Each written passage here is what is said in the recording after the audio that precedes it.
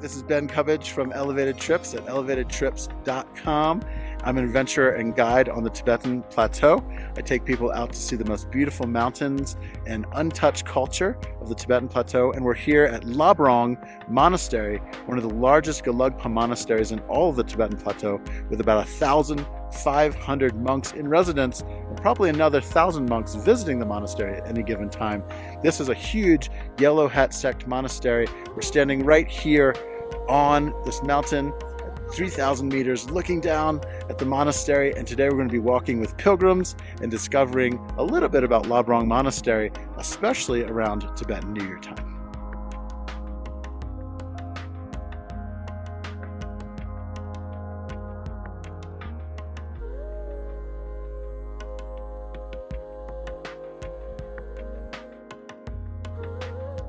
This is the road that leads to Labrang town.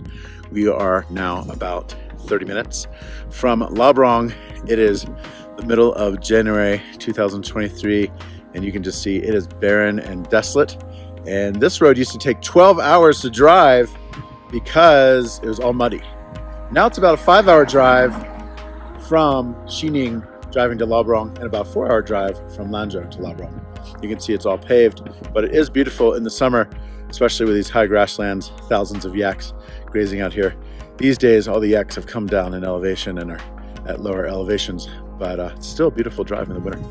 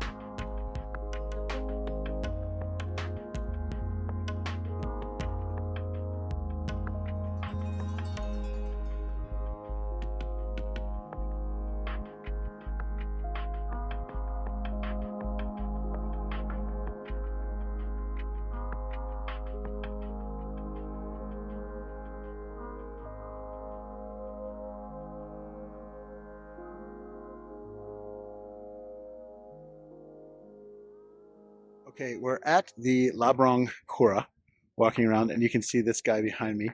He is bowing down and doing what's called prostrations around the entire monastery. And what this guy is actually doing is he takes a step and he prostrates to the north, to the south, to the east, and to the west. And then he takes another step, and he does that all the way around the monastery multiple times, maybe even hundreds of times. And this is considered an act of Buddhist devotion or a pilgrimage for increasing merit or increasing good works, so a person can increase their karma.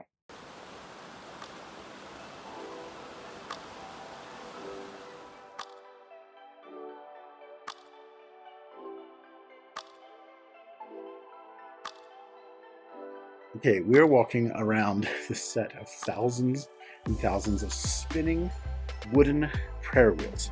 Each of these wheels contains thousands of little prayers, and it's thought that as they spin, they release prayers into the environment for all living beings. And so we're walking this Kora, K-O-R-A.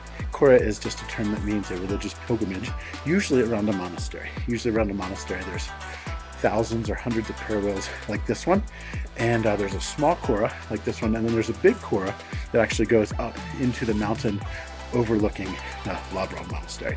So this is a part of most monasteries, but Labrang happens to be particularly big because this Kora is about 2 kilometers around, all the way around.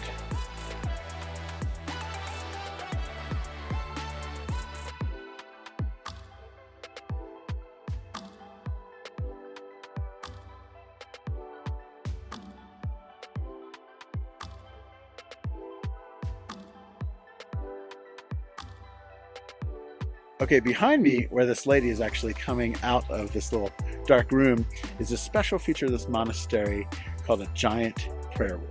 Now this is significant because it's the same as the prayer wheels that we've been walking by, the normal wooden prayer wheels that are maybe about a meter tall and maybe, I don't know, about 25 centimeters wide. But this prayer wheel is huge. It's over 2 meters tall. Some of them are even 3 meters tall.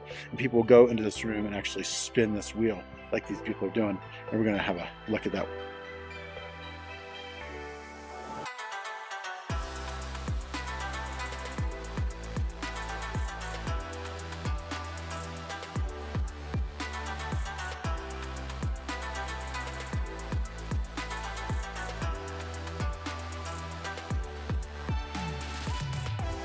Right on the corner of the monastery Kora here, you can see this is juniper right here, and they're actually going to offer this as an offering. Usually juniper and barley flour are given as an offering and offered to the local deities here. And you can see there's a market here behind me that largely sells monastic supplies. So if there's pilgrims coming here, pilgrims might drive here, they might walk here, they might prostrate here, and in the case of doing that, they can buy all their supplies that they're going to be giving to the monastery, including butter lamps and things like that, right here.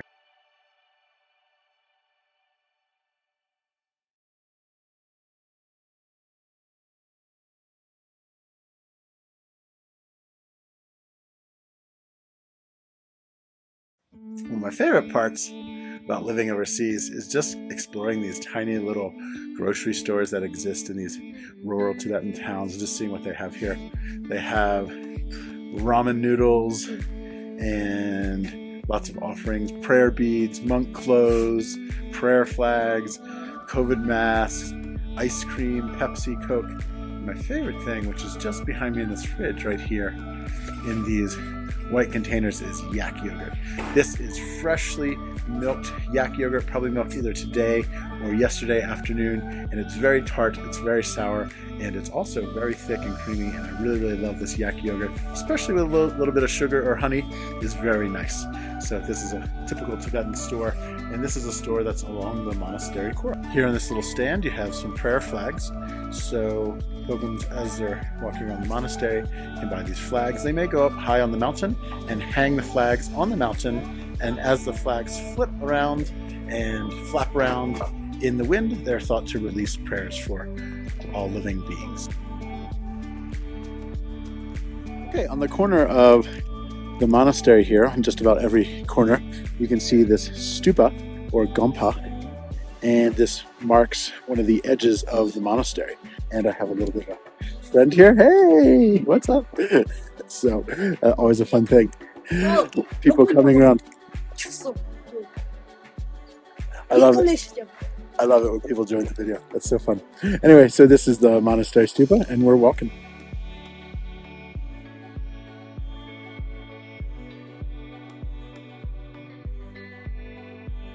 So as you walk the Kora, you'll see behind me the monk housing with over 1,000 monks living in this monastery.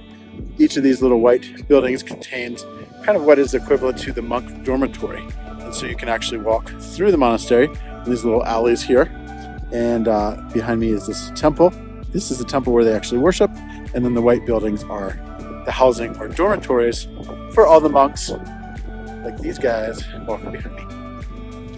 Okay, so we're on the corner of the Kora. We've been walking about 10 minutes here, and we've come to this Thangka wall back here. We're gonna go check out the Thangka wall and see what that's all about.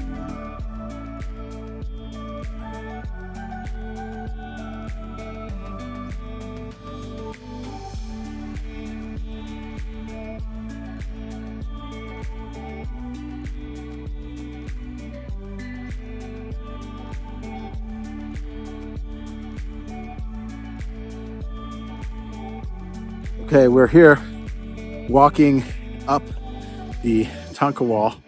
You can see the steps behind me. Ooh, it's quite steep. It's not a long walk, only about 5 minutes, but man, the cold plus the altitude, take it slow.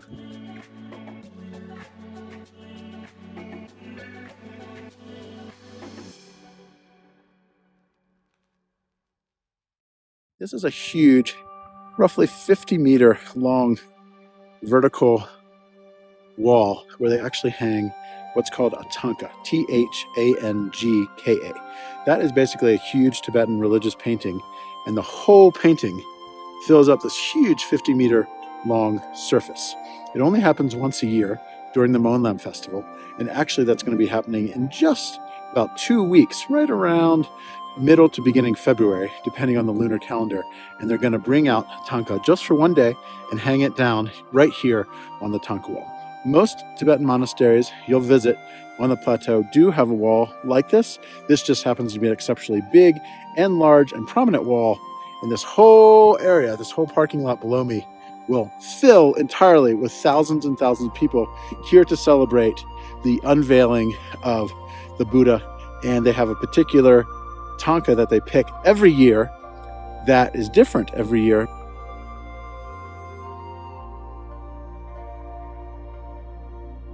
So this particular festival only happens once a year. It's called the Sunning of the Buddha ceremony. And this particular monastery, Labrang Monastery, has 8 Thangkas that they can choose from so that they can basically kind of predict what's going to be happening in the year to come. So the Thangka they roll out here is going to be indicative of what they think is going to be coming in the next 365 days of the year as we cross into the Lunar New Year. So as you can see, this thing is totally massive. It just dwarfs my whole body here.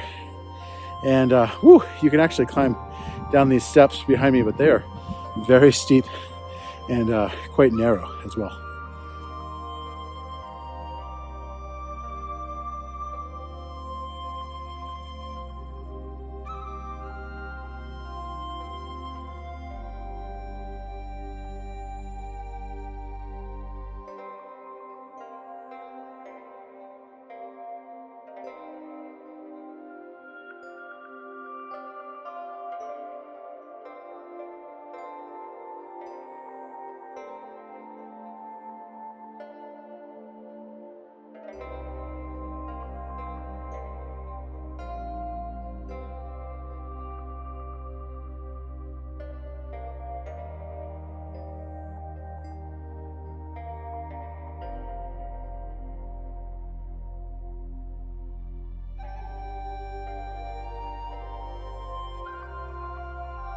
The sun is going down. It's about 5 o'clock at night, and it is so freezing. It's about negative 20 degrees Celsius here. Woo, birds, it's super chilly. It's infecting our bones here.